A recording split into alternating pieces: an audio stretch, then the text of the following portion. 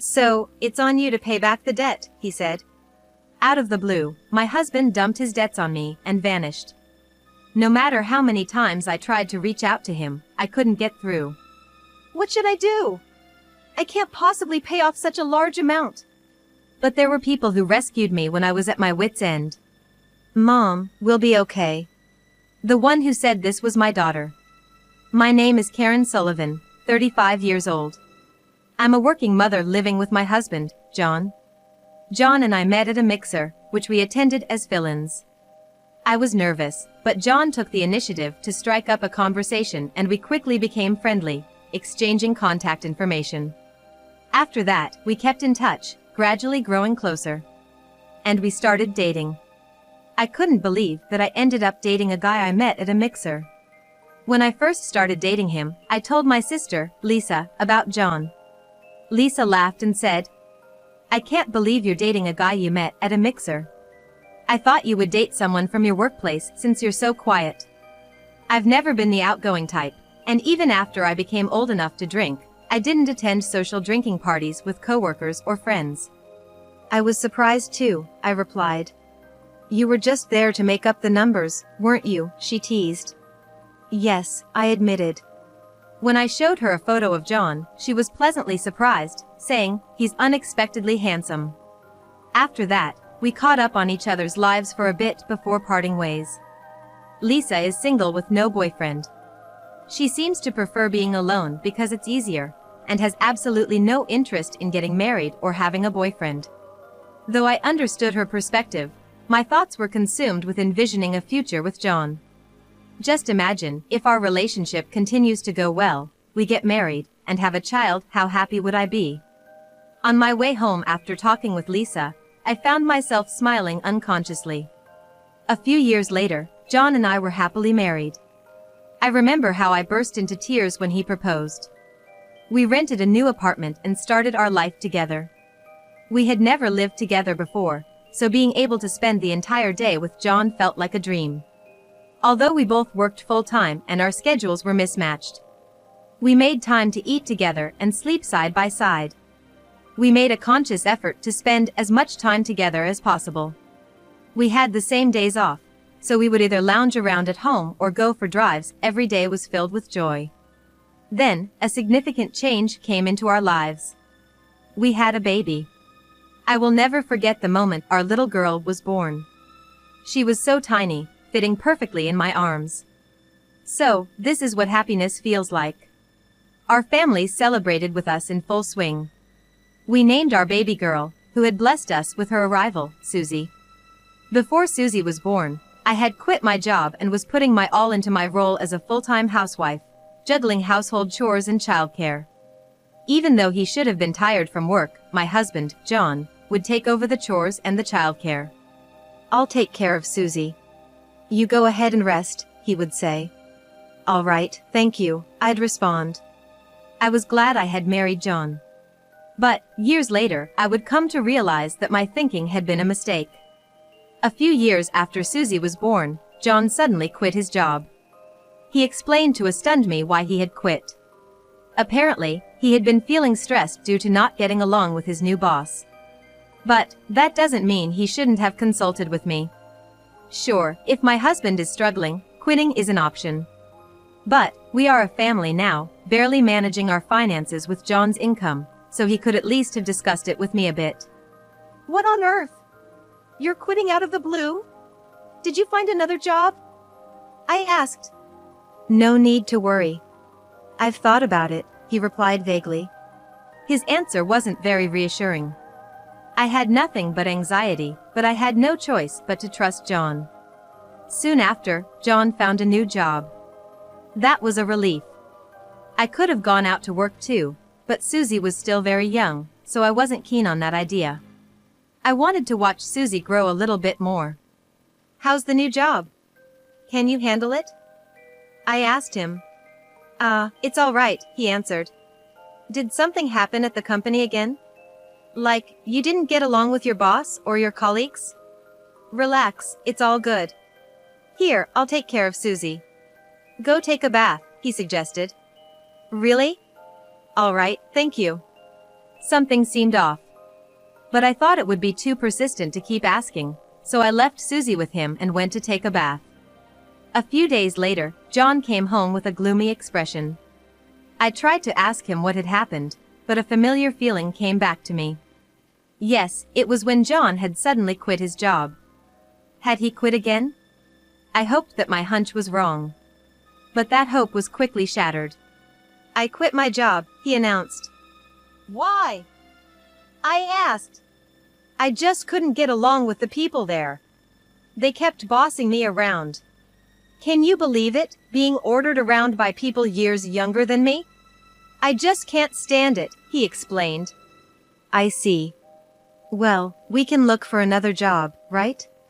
I can help too, I offered. Suddenly, John's face turned scary. And he yelled at me. What's with that look? You're not happy that I quit my job? You're living off my money, after all. How dare you talk down to me while you're just a housewife? With that, he threw his bag onto the living room couch. Hey! Shut up! John ruffled his hair, took out a bottle of alcohol from the fridge, and guzzled it down as if to get rid of his irritation. I had never seen John like this before. At the same time, an indescribable fear came over me. I didn't mean to talk down to him at all, and I had offered to help. John seemed very frustrated, and after showering me with a slew of angry words, he plunked himself down on the couch. I was left wondering what had happened, just listening to John. Perhaps it started from that day, the rift between me and John. From then on, John started a cycle of quitting jobs, never staying for long. Unable to secure a stable income, we had to scrape by. Hey, isn't it about time you settled down with a job? I said. Initially, I refrained from nagging, considering John's feelings, but as things were getting out of hand, I couldn't help but speak up. Enough with your nagging. If you want money, you can earn it. Don't rely on me too much, he retorted. But what about Susie? I questioned. I don't care, he responded.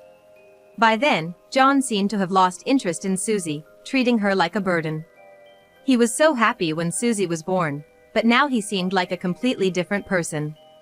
No matter how much I pleaded, John would not hold down a job. After much thought, I decided to leave Susie with my friend Lisa and start working myself. I'm sorry for dumping this on you, I apologized. It's totally fine. Susie and I will have fun together, Lisa reassured me. Thank you, I said. Susie was only just starting kindergarten, but I wasn't too worried. Not only because I was leaving her with Lisa, but also because Susie seemed mature for her age. She could read newspapers, and she could write stories using simple words. Her personality was also quiet and somewhat detached. At first, I was honestly anxious. Would she make friends in the future? Could she properly interact with others besides me? But I found that I didn't need to worry, it seemed like she had made friends. As a parent, I was very relieved. With all this in mind, I decided it would be okay for me to start working. Surprisingly, I found a job quite easily. Thus, I began working full-time. The salary was quite good. Even if John quit his job again, I could support the family. It was tough, but the colleagues were kind, and I was able to work joyfully each day. A few years after I started working, John finally began to work seriously. Maybe he found a stable workplace. Just knowing that gave me some peace of mind. At the same time, I felt John's mood gradually improving. It was as if he had returned to the John the first knew when we got married. Being full-time, he started caring for me, asking, "Are you okay? Aren't you tired?" His personality change was so drastic, it was puzzling. But with his work situation stabilizing, I thought perhaps he was feeling more at ease, and I felt a bit relieved. Susie was also growing healthily. Around this time, John became kind to Susie again, playing with her as a father should. Susie seemed to enjoy playing with John, which made me smile. But still, I was scared to quit my job. So, I continued to rely on Lisa. "How's Susie? Does Susie seem lonely?" "She's super happy," Lisa responded. As long as Susie was happy, that was enough. I breathed a sigh of relief, thinking I needed to treat Lisa to dinner since I'd be depending on her from now on. A few years later, Susie, now in 3rd grade, seemed to be enjoying her everyday school life. Our family relationships seemed to be as good as they once were. It made me wonder what that period when John and I were clashing was all about. We were doing well as a family. Then, during a conversation with John, he made a suggestion. How about we get a new car? A car? Yeah, I mean the one we have is okay, but I think it's time for a change. You know, it's hard to keep up with the maintenance, and there's the annual inspection. Indeed, the car we were currently using was something we bought a few years back. Each time the car inspection rolled around, the number of problems seemed to increase, and the repair costs were a concern. Yeah, it might be time. I knew you'd say that. Karen, I've already got some brochures. Eh? Already? Thank you. I never knew he was so keen on getting a new car. With a little bit of confusion, I started going through the brochures with John. Susie, come here. What kind of car do you want to ride in? John called Susie, and we all ended up flipping through the car brochures together. But I never imagined that this very act of John's would be the beginning of a tragedy. A few months later, we finally decided on a car and had it delivered. It was a new car costing just over $20,000. The car loan was in my name. Normally, it would be in John's name, but his job history was unstable, and I was worried that he wouldn't pass the credit check. From now on, I decided to work even harder to repay the loan. John must be feeling the same way, I thought. Despite my assumptions, my thoughts turned out to be greatly mistaken. Unbelievably, John stopped coming home. He disappeared somewhere with the newly bought car. Could it be that John had been involved in some incident? I didn't know what to do. During my confusion, I got a phone call. It was from John. Hello! John! Where are you now? I was so worried that I raised my voice without realizing it. Hey, don't raise your voice so much. But, you suddenly disappeared. And the car is gone too. I was worried whether you had run away or gotten involved in an incident. I desperately explained how worried I was about John. However, John just laughed off my concerns and revealed a shocking truth. Actually, I've fallen in love with another woman. I love her more than you. What? What do you mean? I mean exactly what I said. I've found someone I love more than you. I've hired a lawyer and started the divorce proceedings, so don't interfere with me anymore. Divorce? That's too sudden. Oh, and I have some debts. Take care of them for me, will you? Debts. How much? Maybe around $300,000? You're gonna take care of it, right? With that, John abruptly hung up. Could this really be happening? All those smiles he had shown me up to this point, were they all lies? I felt drained as I pondered the thought. Mom, are you okay? Susie softly rubbed my back as I collapsed onto the floor. Yes, I'm okay. Thank you. Though I said I was okay, I was obviously far from fine. Would I have to carry a large debt from now on? $300,000 was an astronomical amount. Moreover, the car payments were still in my name. In a sudden realization, I began to search for my bank book. I looked everywhere I could think of, the shelves, cupboards, counters, and lockers, but it was nowhere to be found. My debit card were also missing.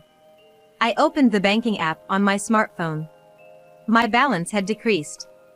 I had no recollection of withdrawing the money. John was the only one who came to mind. But I couldn't reach out to John no matter how hard I tried. It's no use. I was at a loss. But right now, I needed to focus on making money. There was no time for worrying. With that in mind, I concentrated on my work. I didn't say anything to Lisa as I didn't want to burden her with my worries. Of course, I didn't tell Susie either. A few weeks after John had fled, I blacked out at work. When I woke up, I was in the hospital. Huh? Karen! Are you okay? Sis. Susie was standing next to Lisa. Apparently, I had collapsed due to excessive stress. Now, I had to stay in the hospital for a few days for extensive tests. Going to stay in the hospital? Once you're out, we need to talk about John. I know everything from Susie. From Susie? You mean you knew everything? Yes. I overheard your call with Dad. I couldn't believe Susie had known all along.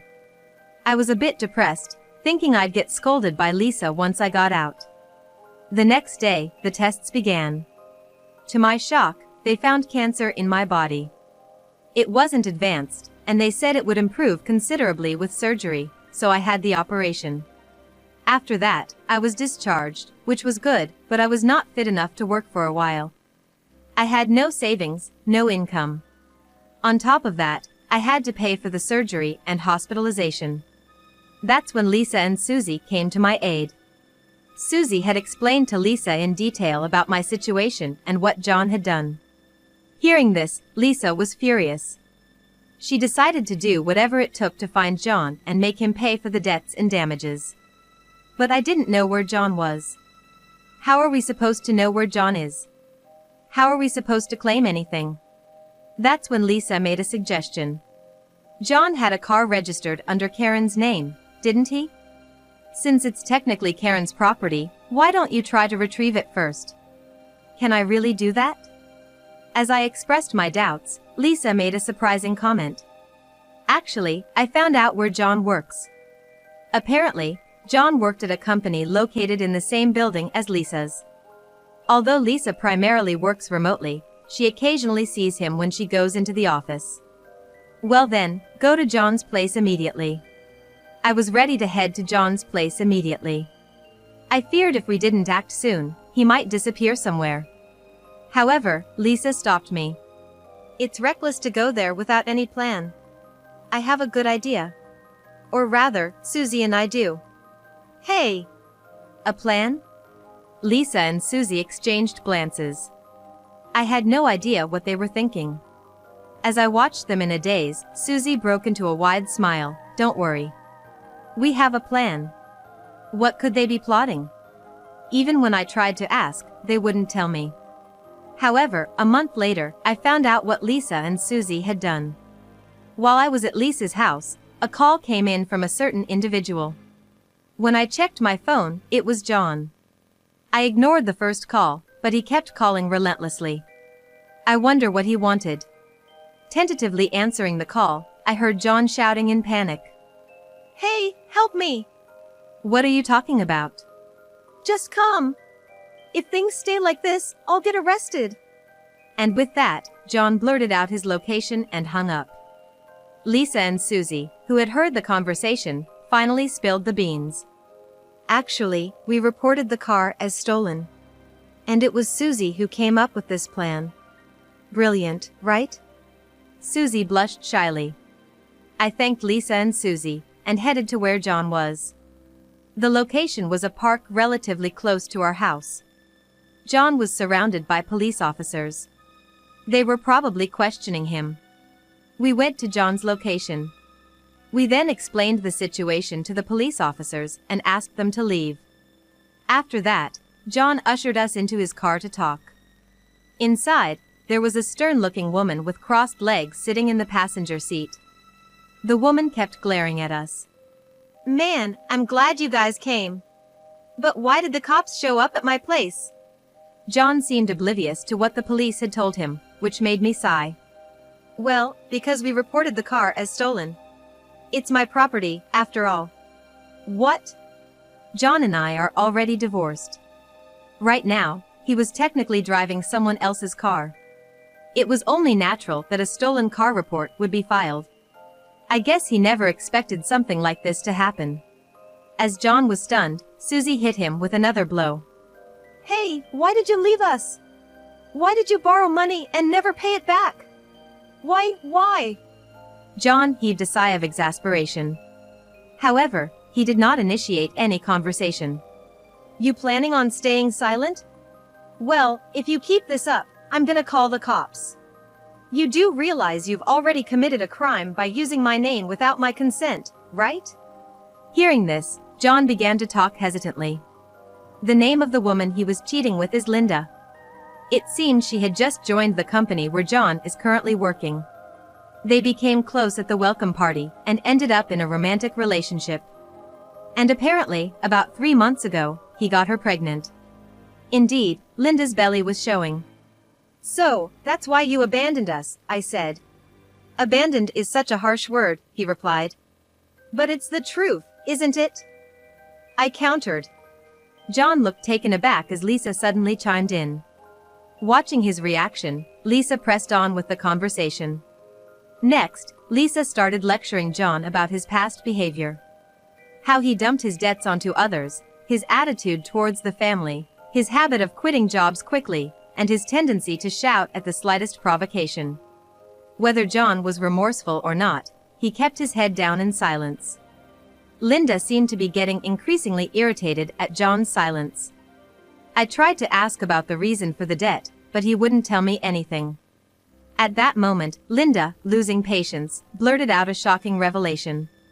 "This guy took out loans in his wife's name, and he bought me loads of designer stuff. He's really the best." It seems he incurred a debt of about $300,000 just to lavish Linda with gifts. What on earth did he buy to rack up such a huge debt? From the looks of it, he must have bought multiple items worth tens of thousands each. I was utterly dumbfounded. But what intrigued me was why Linda had disclosed the reason for the debt. If she was in cahoots with John, revealing this information would only put them at a disadvantage. As I was contemplating this, Susie asked Linda a question. "Hey, your belly's pretty big. Is it a baby? When are you due?" "Maybe in about 3 months." Linda replied. Due in 3 months, that clearly didn't add up. If she got pregnant 3 months ago, she'd still have a long way to go before giving birth. Lisa also seemed to have the same thought and started questioning Linda. "Are you sure the baby is John's? There's no way it's due in 3 months. Whose child is it?" Lisa was even more direct in her questioning than I had expected. I was shocked, but it seemed that Linda had decided to spill the beans here. "Exactly. The baby isn't John's. I was actually considering keeping it a secret, but I figured it might turn into trouble if I got further involved with him. So, I just told you all," Linda confessed. "Why did you tell us about the debt?" I asked. "Yes. I guess I'm done with John," Linda said, laughing crudely. Just being in this hellish scene made me sick. John looked at Linda, disbelief etched on his face. "What do you mean by that?" John shouted. "Well, it means exactly what it sounds like," Linda retorted. The spat between John and Linda had turned the already hellish atmosphere even worse. However, Lisa broke the tension. "I'm calling the police," she said nonchalantly. "What? Why?" Linda exclaimed. "Both of you aren't listening to what we're saying. And in case you've forgotten, using Karen's name to get into debt is a crime.